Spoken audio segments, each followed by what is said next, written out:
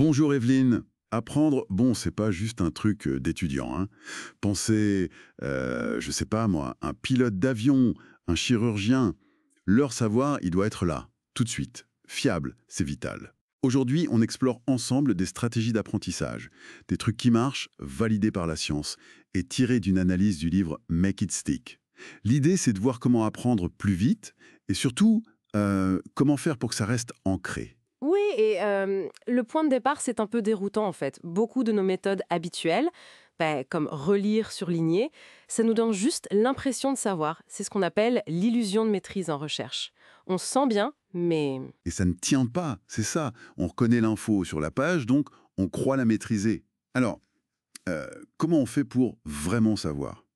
La première piste, c'est la récupération active, l'effet de test. C'est de forcer son cerveau à aller chercher l'information, sans regarder la réponse, bien sûr. C'est cet effort-là qui construit la mémoire. C'est un peu comme soulever un poids, quoi. Ah oui, je vois. Relire, c'est juste admirer le poids. La récupération, c'est le soulever. Donc, concrètement, après avoir lu un truc, on ferme le livre et on essaye de se rappeler? De résumer les points clés de tête, C'est ça. ou utiliser des flashcards, se poser des questions.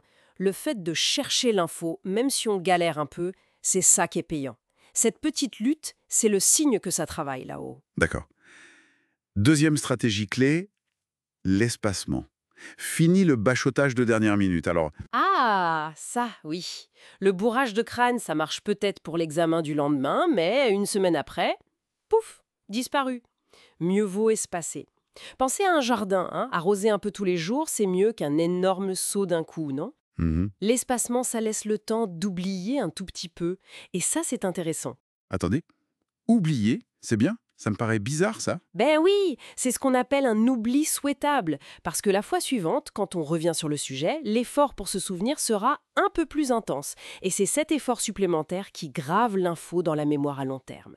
Donc, des sessions courtes, mais régulières et espacées. Ok, je saisis. Troisième point, l'entrelacement. Alors là, on mélange tout. Les sujets, les types de problèmes. Ça ne rend pas les choses plus confuses? Sur le moment, si, un peu. Ça peut sembler moins efficace que de faire un gros bloc de maths, par exemple. Mais imaginez un basketteur. Il ne fait pas 1000 lancers francs de Non, suite. c'est sûr. Il alterne les tirs, les dribbles, la défense.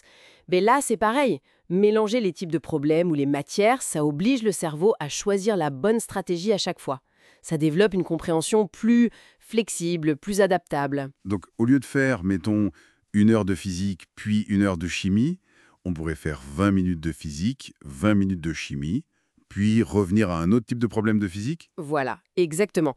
C'est plus exigeant sur le coup, mais à terme, c'est bien plus efficace pour vraiment maîtriser et pouvoir appliquer ses connaissances. Et ça nous amène à une autre idée, assez fondamentale. Qui est Accepter la difficulté. carrément la rechercher? Mais on cherche tous la facilité, non? eh ben justement, c'est le concept des difficultés souhaitables. Si apprendre semble trop facile, trop fluide, sans aucun effort mental, il y a de grandes chances que l'apprentissage reste superficiel. Ah oui? Oui, cet effort, cette petite sueur mentale, c'est le signe que le cerveau est en train de créer des connexions solides. Faut pas fuir quand ça résiste un peu. C'est comme apprendre à faire du vélo en fait. Les petites chutes, les déséquilibres, ça fait partie du processus pour trouver l'équilibre. Il faut accepter de lutter un peu. D'accord. Et la dernière stratégie? L'élaboration. C'est simple, hein, en théorie. Reformuler les idées avec ses propres mots, les relier à ce qu'on sait déjà. Il y a cette phrase, souvent attribuée à Einstein, qui dit en substance « Si vous ne pouvez pas l'expliquer simplement, c'est que vous ne l'avez pas bien compris C'est tellement vrai. Expliquer, ça force à structurer sa pensée, à voir où ça coince dans notre propre compréhension. C'est puissant comme truc. Comment on fait? Simplement. ». On peut essayer d'imaginer qu'on doit expliquer le concept à un enfant, ou juste essayer de résumer l'idée principale en une phrase simple. Si on y arrive, c'est bon signe. Ça veut dire qu'on commence à vraiment capter le truc, hein.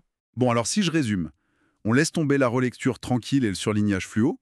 Pour que ça rentre vraiment, il faut un effort actif. Se tester soi-même, espacer sur les visions, mélanger les sujets. Accepter que ce soit un peu dur, parfois, et surtout reformuler avec ses propres mots pour bien s'approprier l'info, c'est ça. Ce sont des méthodes qui demandent peut-être un peu plus d'implication au début, c'est sûr. Sûr. Et c'est utile partout, en fait. Pas juste pour les examens, au boulot, pour apprendre un instrument, pour comprendre le monde. Tout à fait. Ce qui m'amène d'ailleurs à une dernière petite réflexion.